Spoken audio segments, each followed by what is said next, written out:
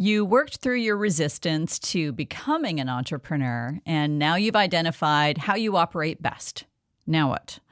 Most people stall out here, thinking they need a complete roadmap before they take the first step. But you don't need the entire plan, just one next move. And what that move is depends on what you're building. Last episode, we talked about 3 dimensions: who you work with, what you create, and how much flexibility or stability you need. Once you know that, you can map those dimensions onto possible paths, from starting your own company to buying a franchise. This is part 3 of my short series called The Reluctant Entrepreneur. If you haven't heard them yet, catch up on episodes 25 and 26. Today we're taking action, your first step to getting out of the corporate world and building something better. This is Burn the Map. If you've spent decades in corporate and you're ready to build something of your own, this is for you. I'm Shelley McIntyre, and I help people make this transition. Let's go. What constitutes action? I used to think that I was only making progress on my business when I was creating in a visible way, posting stuff, setting up systems, designing a workshop. And sure, those are signs, but there is a lot of work that comes before. The first move is about learning. And thankfully, learning doesn't require you to commit to anything permanent. You're doing the legwork that leads to the experimentation phase, where you test out your ideas for what comes next. One quick warning. If you're anything like me, you may be thinking, oh, cool, I can research online and read lots of books, and then I'll know what to do next. It's easy to confuse data gathering with progress. The goal here is to make your learning experiential. If all the knowledge you amass stays in your head, it won't provide you with the real embodied feedback you need to test options. Experiential learning means you feel something. You have a conversation that perks up your ears or makes you think, nope, not for me. You look at the requirements for your chosen path and your stomach drops, or you feel relieved. You imagine a typical Tuesday in that life and notice whether you're excited or exhausted. This is the feedback you're looking for. Before we go into specific actions for each path, start with the basics. Talk to people who are already doing what you're thinking of doing. You might need to tap your network or start asking around. When you find people, tell them you're in the initial research phase for your next career and you'd like to ask them some questions over coffee or on the phone. People are generally happy to share their experiences, especially if you won't be competing directly with them. When you get together, ask them how their business is going. What were the big surprises along the way? What did they wish they knew sooner? How did they get their first clients? Take notes. Ask who else you should talk to. As they talk, pay attention to how you're feeling.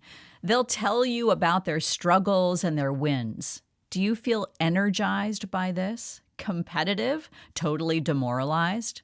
Your reaction to these conversations is just as much information as what they're telling you. Once you have some intel from people on the ground, you can take the next action depending on the path you want to follow. Great news, it's still learning. If your path is consulting or fractional work, going out on your own as a consultant depends entirely on whether there is a market for what you do. First, find out if there are other people like you out there. You can search on LinkedIn for whatever you do plus consultant. If 10 or more people show up calling themselves that, there's a market. Next, find out if there are contract agencies who regularly place people like you. You don't have to upload a resume or sign up for anything.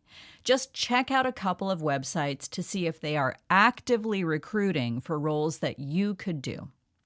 If your path is buying a business or franchise, the learning move here starts at home since you'll be looking at a sizable investment to get into any business. Do you have the funds for this? If not, do you know where you can get the funds? There's no point in starting to shop for businesses if you're uncertain about whether you can pull it off. So talk to your financial advisor and get familiar with your spending. I see plenty of people avoid this critical step because they don't want to face what they actually spend their money on. Or they believe that finding out will cause an immediate and brutal paring down of expenses. Not necessarily. Understanding your cash flow and reserves will show you how much you can put toward a purchase and how long you can go before that business needs to make a profit. If your path is starting your own company, inventors, I know you're eager to get started right now, but your line of business can be quick to fizzle out.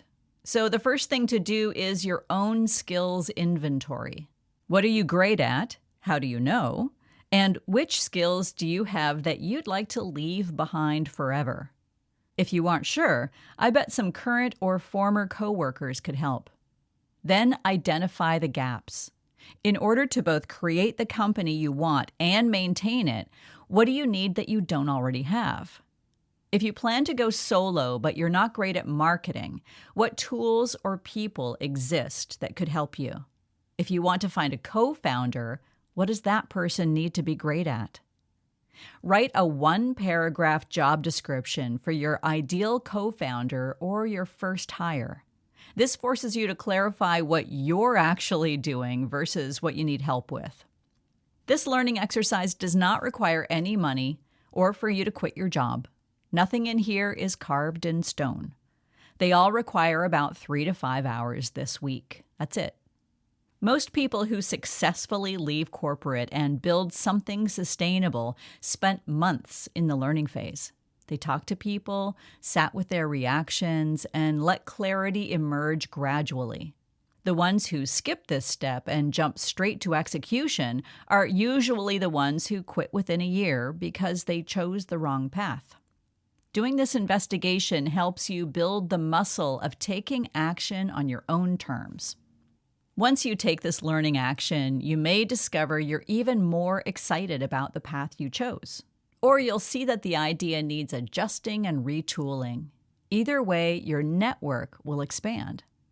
All of those outcomes are valuable because now you know something you didn't know last week. And that's how this works.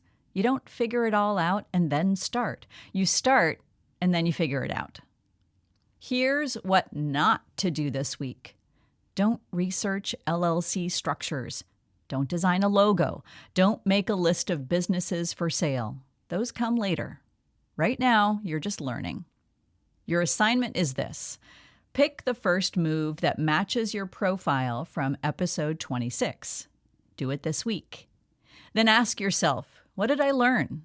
What's the next smallest step? You're not committing to a 10-year plan. You're committing to 1 week of action. That's how reluctant entrepreneurs become actual entrepreneurs. One small, clear move at a time. Burn the map. Build what fits. Thanks for listening to Burn the Map. You already have what you need to build something that feels like yours. For more, visit burnthemapcoaching.com. And if this resonated, send it to someone who needs to hear it.